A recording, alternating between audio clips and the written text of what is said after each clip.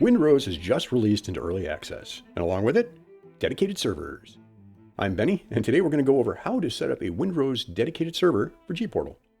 You can use my link in the description to get an additional 10% off your server rental, and I get a small commission. Let's get started. If you're already good with the ordering part of the process, I've broken the video down into chapters, so feel free to skip ahead. We're going to go over ordering, basic setup, connecting, advanced setup, and transferring saves. First, you'll need to sign up for an account or log in if you already have one. Next, click on Rent a Server.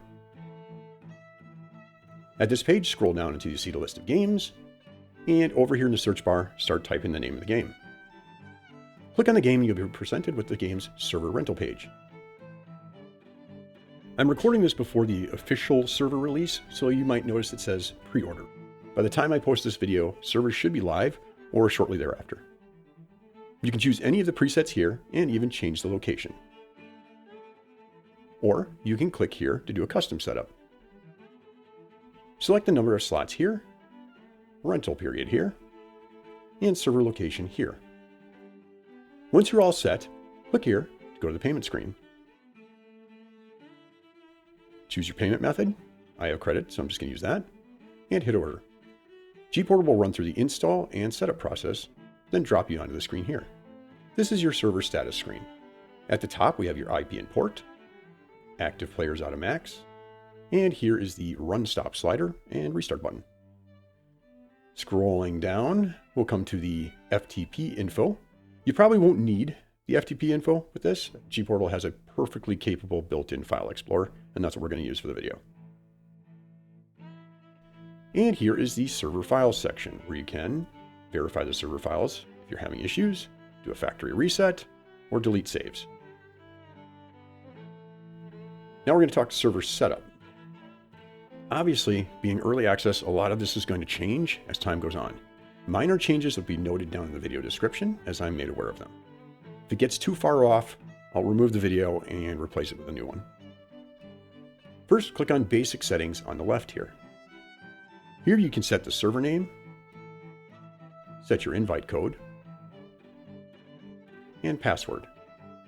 This slider here enables or disables passwords, and here you can limit the max number of players.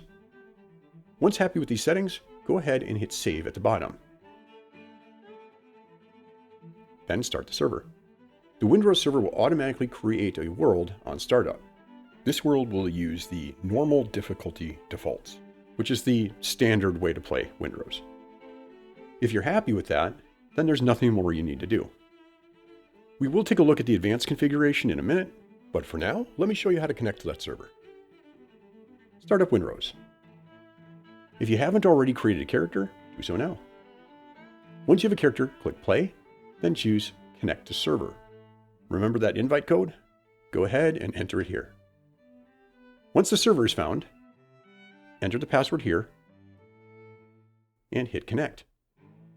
After this first time connecting, the server is going to appear under Recently Played on the left. Just be aware, loading can take a few minutes. And there you have it, logged into your very own server. If you're all good with the default settings, then there's really nothing more you need to do. But I'd still stick around and watch the rest just so you know what your options are in the future. Now for advanced setup. You have to have run the server at least once to create the file structure. None of the difficulty settings are currently accessible from the GPORTAL setup section. You can get to the files by the file explorer, but editing the world setup files is the hard way. Here's a much easier way with tooltips and a better interface. This will likely change in the near future, but for now, here's what you do. This method also dovetails into how to transfer worlds between your local machine and the server, by the way. The first thing you'll want to do, if you haven't already, is start up Windrose. After selecting a character, click Play. Then click on Solo Offline. Click on Create New. And here you can choose a preset and modify settings however you like. These are all the same settings that are available in the world settings files on the server. In fact, there's no difference between server world saves and local saves. Set everything up and, once happy, hit Confirm. Your new world should now be in the list on the left. Mouse over and you'll see its unique ID.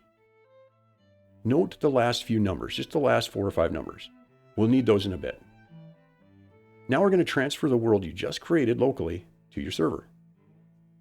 If you already have a local save you want to use, this is where you follow along to transfer it. First, open up a File Explorer window.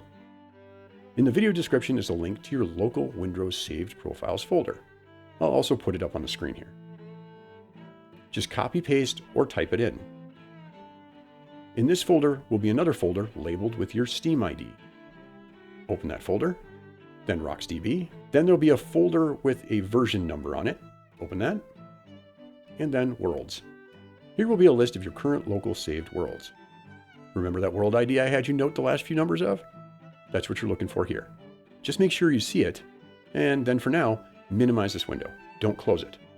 You'll want access to that in a minute to drag that folder over to your server. Now go to the File Manager in GPORTAL. Here's the path to the world saves. R5, Saved, Saved Profiles, Default, RocksDB, another version number folder, and Worlds. Here you'll see the world folders for the server. The default world folder should be here. No need to do anything with it, just leave it. Up here, click on Upload. When the Upload Files window appears, do not click on it. You can't upload a folder within the file picker, only files, and we need the whole folder. Instead, bring back that Explorer window I had you open earlier. Grab the folder that matches your world save and drag it into the Upload window. You should see the upload process begin. If at any point you want to get your file back, you can just right-click on the file and download. Open the folder you just transferred. Scroll all the way down to worlddescription.json. Double-click on it. This should open the file for viewing and editing. We're not going to change anything, so don't worry about that. You already set all this up when you created the world. We just want the ID. Copy the island ID here.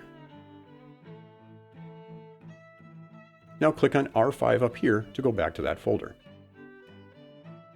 Open Server Description down here. Look for World Island ID and replace the number with your transferred ID, like so.